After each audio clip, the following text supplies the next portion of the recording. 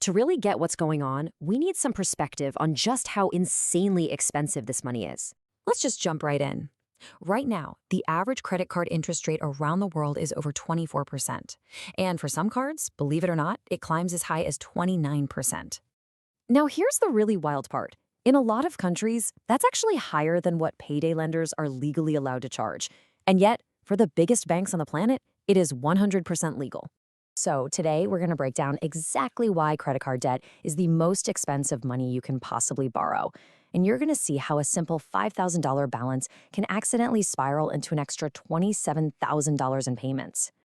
All right, let's pull back the curtain and expose how this whole system really works. Welcome to our explainer on credit card interest.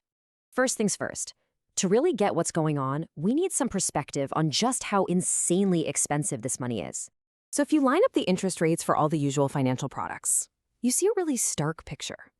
You've got savings down here, mortgages, personal loans, and then bam, you've got this one massive outlier sticking out like a sore thumb. This one bar tells you pretty much everything you need to know. Let's put some real numbers to that. A high-yield savings account right now might pay you, 4 to 5.5%. A mortgage is somewhere between 6 and 8. Personal loans, maybe 10 to 15. And then you have credit cards charging anywhere from 18 to 29%. That makes credit card debt 5 to 10 times more expensive than pretty much any other form of borrowing. So, how do they get away with this? Well, it all comes down to something called the minimum payment trap. And trust me, it's a mistake that can last for decades. Let's use a real-world example, something that happens to people every single day. Imagine you've got a $5,000 balance on your card with a 24% interest rate. Now, the bank sends you a bill and asks for a minimum payment. It's usually just a tiny 2 or 3% of what you owe. It seems like they're helping you out, right?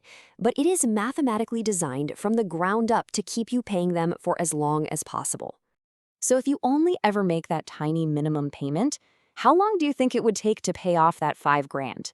The answer is absolutely mind-blowing. 36 years. For decades, your debt barely budges, while the interest just keeps piling up. And over those 36 years, you would end up paying a staggering grand total of $27,278. Let that sink in. $22,278 of your hard-earned money goes straight to interest. You wind up paying more than 5 times the original price for things you probably bought decades ago. But how does it get so bad so fast? The next piece of this nasty puzzle is the power of compounding interest. And here's the kicker. Banks calculate it daily. See, because your interest is compounded daily, that advertised 24% annual rate doesn't tell the whole story. By the end of the year, the real effective rate you're paying is actually closer to 27.5%. Here's what that actually looks like. If you have a $10,000 balance and just let it sit for 1 year, you'll owe more than $12,700. The banks sell this as a convenience, but in reality, it's just a debt accelerator. And just when you think it couldn't get worse, on top of all that, there are other hidden traps and tricks designed to make you pay even more. Let's run through the 4 most common dirty tricks. First, like we just saw, that daily compounding secretly adds an extra 3 to 4% to your real cost. Second, the moment you carry a balance, you lose your interest-free grace period. That means every new thing you buy starts racking up interest from day one. Third, one single late payment can trigger a penalty rate, which can jack you up to 29.99%. And fourth, cash advances, they almost always have huge fees right off the bat and even higher interest rates.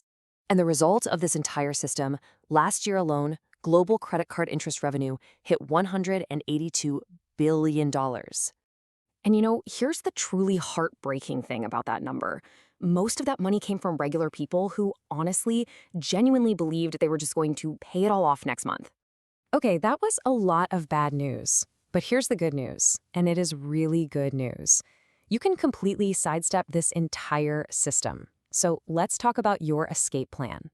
The solution is surprisingly simple. Rule number 1, the golden rule. Pay your full balance every single month. You do this, you will never pay a single penny in interest. Game over, you win.